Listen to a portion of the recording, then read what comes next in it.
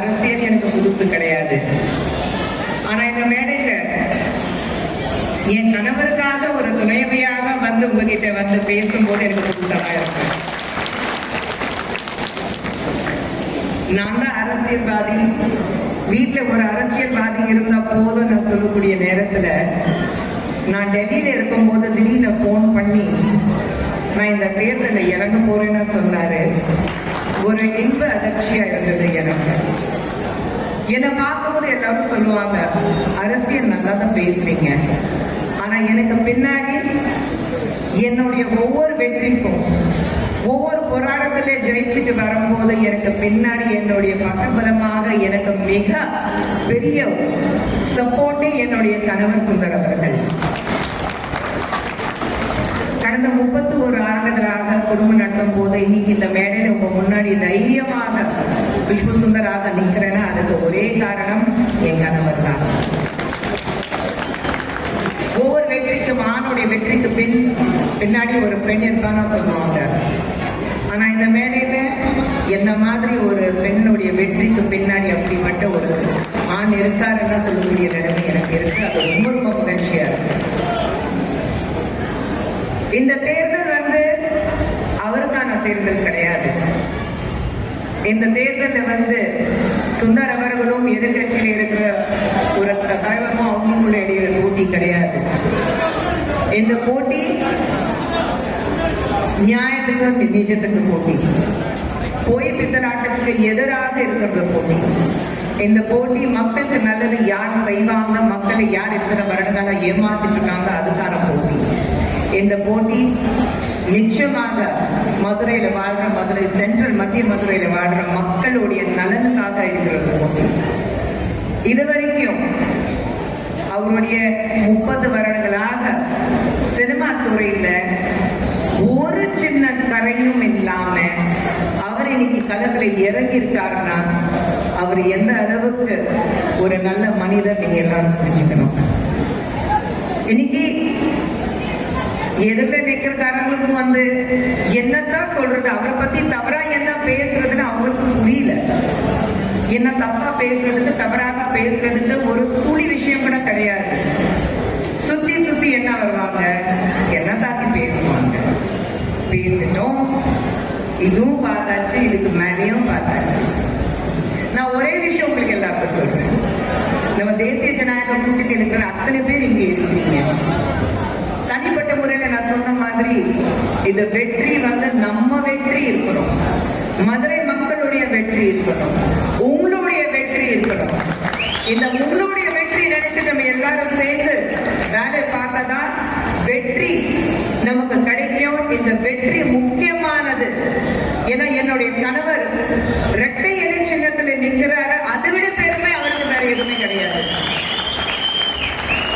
எனக்கு அவருக்கு அறிமுகமான காலத்திலிருந்து எனக்கு தெரியும், அவருடைய கணவர் ஹீரோ, ஒரு மாபெரும் தலைவர். அவர் பார்க்கிறது புரட்சி தலைவர் எம்ஜிஆர் அவர்கள் மட்டும்தான்.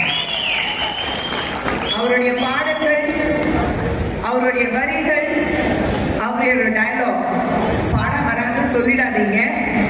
ஆனா அவருடைய ஒவ்வொரு வரியும் அப்படி ஒரு பயமாட்டில் இருக்கு அவருக்கு. அதே மாதிரி இந்த மேடையில நிச்சயமாக எங்களுடைய வீட்டுல மூத்த அண்ணனாக நாங்க பார்க்கக்கூடிய ஏசி சண்முகம் அவர்கள், அவருக்கு நன்றி சொல்லிதான் ஆகணும். திராவிட முன்னேற்ற கழகத்தினர் எல்லாரும் வந்து குடும்ப அரசியல் பண்ணும் போது அவர் என் கணவர் மேல வச்சிருக்கிற நம்பிக்கை பார்த்துட்டு அவருக்கு கொடுக்கப்பட்ட ஒரு தொகுதி சுந்தர் அவர்கள் நின்னா நல்லா இருக்கும்னு அவங்க 2 பேரும் பேசிட்டு வந்து அவர் நிக்க வச்சாரு பாருங்க. அந்த நம்பிக்கைக்கு இந்த மேடையில் அவருக்கு நன்றி சொல்றேன். அந்த ஒரு மனசு யாருக்கும் வராது. நான் இருக்கணும், என் குடும்பத்திலே மாமா மச்சா இருக்கணும், என் தம்பி இருக்கணும், என் அண்ணன் இருக்கணும், என் பிள்ளைங்க இருக்கணும். இப்ப திராவிட முன்னேற்ற கழகத்துல பாத்தீங்கன்னா அந்த காலத்துல இருந்து எல்லாரும், அண்ணன் காலத்துல இருந்து எல்லாரும் இருக்காங்க. ஆனா அப்போ கூட நேற்று வந்தவங்களுக்கு கை கட்டிட்டு வணக்கம் சொல்லிட்டு இடம் கொடுத்துட்டு போக வேண்டிய சூழ்நிலை அவங்களுக்கு இருக்கு. ஆனா அப்படி ஒரு அரசியல் பார்க்காம நல்ல கேண்டிடேட் இருக்கணும். மதுரை மக்கள் நல்லதை செய்ய முடியும், அப்படிப்பட்டவரா இருக்கணும்னு சொல்லிட்டு சுந்தர் அவர்களை பார்த்துட்டு அவர் வந்து நம்பிக்கையோட இங்க நிக்க வச்சிருக்காரு. நிச்சயமாக அவருக்கு வந்து நாங்க வாழ்நாள் கடமைப்பட்டிருக்கோம். நான் நிறைய டைம் எடுக்க மாட்டேன். ஏன்னா சுந்தர் சார் என்ன சொல்ல போறாரு அதுதான் நீங்க வெயிட் பண்ணிட்டு இருக்கீங்க. ஆனா ஒரே ஒரு விஷயம் சொல்றேன்.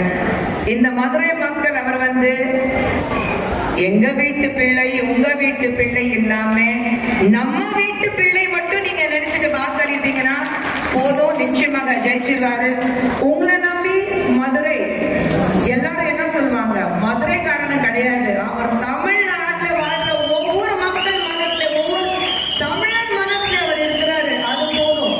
மதுரை தமிழ்நாட்டுடைய இதயம், சென்ட்ரல் போக்கல் பாயிண்ட் இதயம் இருக்கும் போது தமிழ்நாட்டில் வாழ்ற மட்டும் இல்ல, மதுரையில வாழ்ற ஒவ்வொரு மக்களுடைய இதயத்திலே சுந்தர் சி அவர்கள் இருக்கிறாரு. அது மட்டும் மனசுல வச்சுட்டு அவருக்கு வாக்களித்தீங்க போதும், நிச்சயமாக உங்க தொகுதியிலிருந்து ஒரு உங்க வீட்டு பிள்ளை நம்ம வீட்டு பிள்ளை சட்டசபையில அனுப்பிச்சிட்டு சென்ட்ரல் இருக்கிற மதுரை மக்களுக்கு நல்லது செய்யக்கூடிய ஒருத்தர் இங்கிருந்து நீங்க அனுப்புறீங்க. அது போதும் எனக்கு. அவர் சார்பாக இப்போ உங்க எல்லாருக்கிட்டையும் நான் நன்றி தெரிவித்து விடைபெறுகிறேன். நன்றி, வணக்கம்.